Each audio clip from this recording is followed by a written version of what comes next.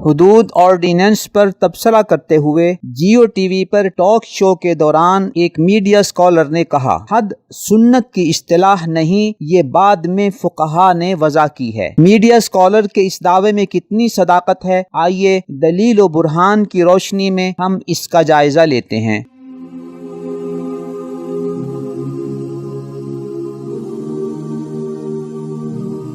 معاشرے کے تمدنی سسٹم کو منظم کرنے کے لیے اللہ رب العزت اور اس کے رسول صلی اللہ علیہ وسلم نے بعض بڑے گناہوں کی کچھ سزائیں متعین کی ہیں، جنہیں شریعت کی اصطلاح میں حدود کہا جاتا ہے۔ حد کا مطلب ہے ایک سزا، جیسے حد زنا یا حد سرقہ یعنی چوری کی سزا، یا حد قذف تہمت کی سزا، یا شراب پینے کی حد۔ یہ سزائیں حدود کہلاتی ہیں۔ ان حدود کی بابت ایک میڈیا اسکالر نے جیو نیوز کے آن لائن پروگرام میں یہ کہا کہ حد فقہی اصطلاح ہے۔ نمبر 2، یہ کوئی سنت کی بھی اصطلاح نہیں ہے۔ نمبر 3، یہ بعد میں ہمارے فقہا نے وضع کی ہے۔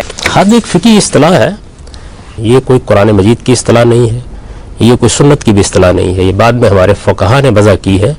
آئیے دلیل و برہان کی روشنی میں ہم دیکھیں کہ B A pass media scholar کے اس موقف میں کتنی سچائی ہے اور کتنی صداقت ہے۔ ہم آپ کے سامنے صحیح بخاری اور صحیح مسلم کے حوالے سے 20 ایسے حوالہ جات پیش کریں گے جن میں نبی اکرم صلی اللہ علیہ وسلم نے اپنی مبارک زبان سے حد کا لفظ استعمال فرمایا ہے ان سزاؤں کے لیے، یا ان حدیثوں میں حد کا لفظ وارد ہے نبی اکرم صلی اللہ علیہ وسلم کے مبارک دور میں۔ نمبر 1، صحیح بخاری کی حدیث نمبر 6787 میں ہے، نبی اکرم صلی اللہ علیہ وسلم نے ارشاد فرمایا، تم سے پہلے لوگوں کی ہلاکت کی وجہ یہ تھی کہ وہ کمزور لوگوں پر حد قائم کر دیتے تھے اور طاقتور لوگوں کو چھوڑ دیتے تھے۔ یہاں حد کا لفظ نبی اکرم صلی اللہ علیہ وسلم نے خود ذکر فرمایا ہے۔ نمبر 2، صحیح بخاری کی حدیث نمبر 6833 میں ہے کہ ایک غیر شادی شدہ شخص نے زنا کیا تو نبی اکرم صلی اللہ علیہ وسلم نے اس پر حد قائم کی۔ نمبر 3، صحیح بخاری کی حدیث نمبر 6823 میں ہے، ایک شخص نبی اکرم صلی اللہ علیہ وسلم کی خدمت میں حاضر ہوئے اور کہنے لگے، یا رسول اللہ صلی اللہ علیہ وسلم، مجھ سے غلطی ہو گئی ہے، مجھ پر حد قائم کر دیں۔ نبی اکرم صلی اللہ علیہ وسلم خاموش رہے، نماز ادا فرمائی۔ پھر وہ شخص نبی اکرم صلی اللہ علیہ وسلم کی خدمت میں حاضر ہوئے اور عرض کیا، یا رسول اللہ صلی اللہ علیہ وسلم، مجھ پر حد قائم کر دیجئے۔ یہاں آپ نے ملاحظہ فرمایا کہ صحیح بخاری کی اس حدیث میں حد کا لفظ استعمال ہوا ہے۔ نمبر 4، جوہینہ قبیلے کی ایک عورت نے نبی اکرم صلی اللہ علیہ وسلم کی خدمت میں آ کر عرض کیا، یا رسول اللہ صلی اللہ علیہ وسلم، میں زنا کے جرم کی وجہ سے حاملہ ہو چکی ہوں، لہذا مجھ پر حد قائم کر دیجئے۔ صحیح مسلم حدیث نمبر 4433۔ آپ نے ملاحظہ فرمایا کہ اس مبارک حدیث میں حد کا لفظ استعمال ہوا زنا کی سزا کے لیے۔ نمبر 5، صحیح مسلم کی حدیث نمبر 4063 میں ہے، نبی اکرم صلی اللہ علیہ وسلم نے ارشاد فرمایا،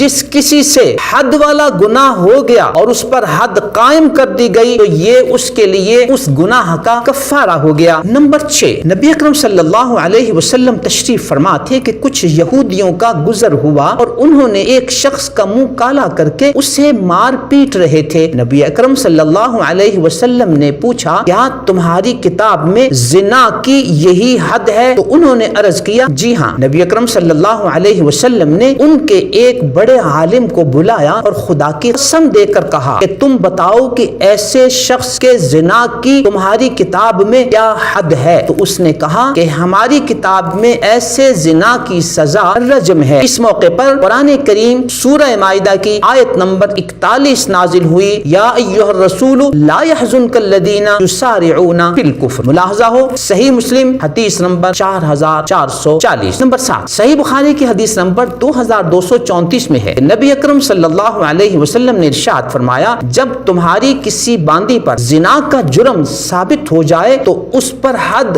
جاری کرو۔ تو یہاں آپ صلی صلی اللہ علیہ وسلم نے زنا کی سزا کے لیے خود حد کا لفظ استعمال فرمایا؟ نمبر 8 صحیح بخاری کی حدیث نمبر 6949 میں ہے کہ ایک غلام نے زنا کیا تو حضرت عمر رضی اللہ تعالی عنہ نے اس پر حد جاری کی۔ ان تمام احادیث میں آپ نے ملاحظہ کیا کہ زنا کی سزا کے لیے حد کا لفظ استعمال کیا گیا نبی اکرم صلی اللہ علیہ وسلم کی طرف سے اور ان احادیث مبارکہ میں۔ نمبر 9 اور 10 تہمت کی سزا کے لیے نبی اکرم صلی اللہ علیہ وسلم نے تہمت لگانے والے شخص کے بارے میں کہا کہ یا تو تم گواہ پیش کرو ورنہ تمہاری پر حد جاری کی جائے گی۔ ملاحظہ ہو صحیح بخاری حدیث نمبر 2671 اور 4747، حدیث نمبر 11، 12، 13، 14 اور 15۔ چوری کرنے والی مخزومیہ عورت کے حوالے سے جب سفارش کی گئی تو نبی اکرم صلی اللہ علیہ وسلم نے سفارش کرنے والے کو کہا اتشفع فی حد من حدود اللہ۔ نبی اکرم صلی اللہ علیہ وسلم نے سفارش کرنے والے شخص کے بارے میں کہا تم اللہ کی قائم کردہ حدود میں سے ایک حد کے بارے میں سفارش کر رہے ہو۔ پھر آپ نے خطبہ دیا اور ارشاد فرمایا کہ پہلی قوموں کی ہلاکت کا سبب یہ تھا کہ اگر کوئی کمزور جرم کر لیتا تو اس پر حد جاری کر دی جاتی اور اگر کوئی طاقتور جرم کر لیتا تو اس کو چھوڑ دیا جاتا۔ ملاحظہ ہو صحیح بخاری حدیث نمبر 3475، 4304، 6788 اور صحیح مسلم حدیث نمبر 4410 اور 4411۔ نمبر 16 اور 17 حد کے قانون کے حوالے سے نبی اکرم صلی اللہ علیہ وسلم نے خود حد کا لفظ استعمال فرماتے ہوئے یہ فرمایا کہ 10 کوڑوں سے زیادہ سزا نہیں دی جائے گی سوائے اللہ کی حدود میں سے کسی حد کے کہ اس میں زیادہ کوڑے مارے جا سکتے ہیں۔ صحیح بخاری حدیث نمبر 6848، حدیث نمبر 18 نبی اکرم صلی اللہ علیہ وسلم نے ارشاد فرمایا کہ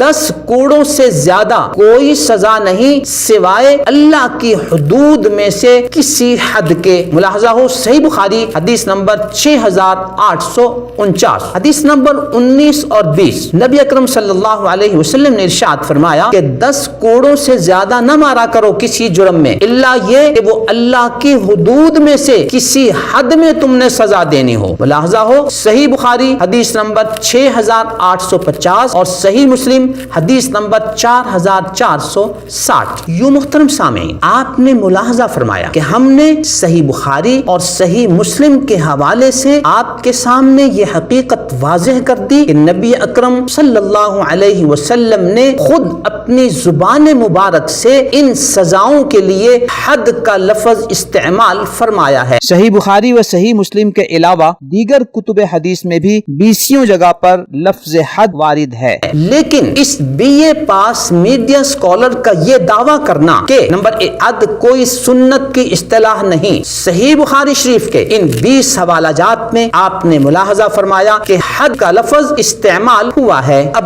آپ ہی فیصلہ کریں کہ B A pass media scholar کا یہ دعویٰ سچائی پر مبنی ہے یا جھوٹ پر۔ Number 2 B A pass media scholar نے جب یہ بلند بانگ دعویٰ کیا کہ حد کوئی سنت کی اصطلاح نہیں، کیا انہیں بخاری اور مسلم میں نبی اکرم صلی اللہ علیہ وسلم کی زبان مبارک سے ان سزاؤں کے لیے حد کا لفظ استعمال کیا گیا معلوم تھا یا نہیں؟ اگر B A pass media scholar کو یہ سب کچھ معلوم نہیں تھا تو یہ اس بات کی واضح علامت ہے کہ حدیث کی بابت ان کا علم اور معلومات بالکل سطحی نوعیت کی ہیں۔ کاش کہ وہ بولنے سے پہلے اپنا علم تول لیا کریں اور پہلے تولیں پھر بولیں۔ اور اگر ان کو اس بات کا علم تھا کہ حد کا لفظ صحیح بخاری اور صحیح مسلم میں جا بجا موجود ہے پھر بھی حد کی بابت ان کا یہ کہنا کہ یہ سنت کی اصطلاح نہیں ہے، تو کیا یہ صحیح بخاری اور صحیح مسلم میں بیان کردہ اس حقیقت کو چھپا کر انہوں نے اپنے سامعین سے خیانت نہیں کی؟ کیا ایسے خائن شخص کی تحقیق اور ریسرچ اور اس کی تقریر و تحریر پر اعتماد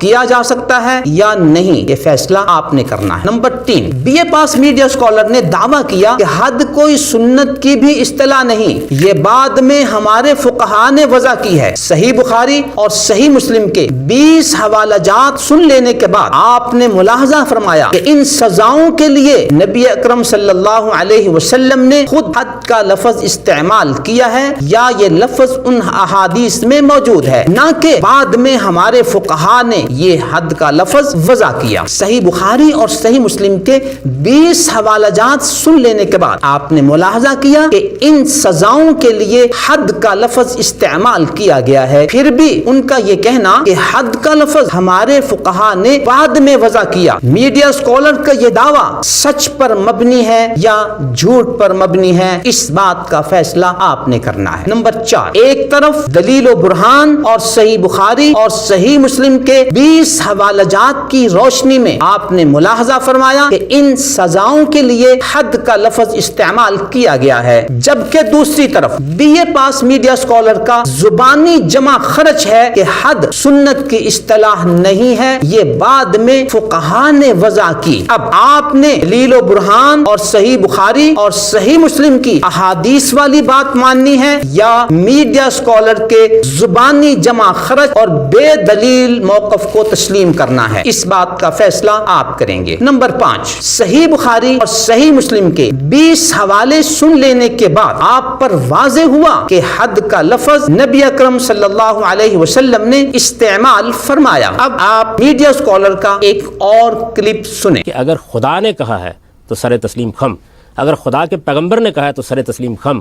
جی ہاں، اگر خدا کے پیغمبر نے کہا ہے تو سر تسلیم خم ہے۔ یہاں بجا طور پر میں اور آپ ان سے سوال کریں گے کہ صحیح بخاری اور صحیح مسلم کے 20 حوالوں کے مطابق حد کا لفظ نبی اکرم صلی اللہ علیہ وسلم نے استعمال فرمایا ہے، لیکن آپ نے نبی اکرم صلی اللہ علیہ وسلم کے ان ارشادات کے سامنے سر تسلیم خم کر کے انہیں تسلیم کر لینے کی بجائے انکار کر دیا اور کہا کہ حد سنت کی اصطلاح نہیں ہے، یہ بعد میں ہمارے فقہا نے وضع کی۔ گویا پیغمبر کے ارشاد کے سامنے سر تسلیم خم کرنے کے حوالے سے آپ کے کہنے کی زبان اور ہے، کرنے کی ادا اور ہے۔ یہاں آپ کے فالوورز بجا طور پر آپ سے سوال کرتے ہیں کہ حد کی بابت آپ کا یہ دعویٰ کیا ان 20 حدیثوں کا واضح انکار نہیں ہے، اور ان 20 حدیثوں کے سامنے سر تسلیم خم نہ کر کے کیا آپ منکر حدیث نہیں ہوئے؟ الغرض حد کی بابت B A pass media scholar کا دعویٰ آپ کے سامنے ہے، اور صحیح بخاری صحیح مسلم کے 20 حوالے بھی آپ کے سامنے ہیں، جس سے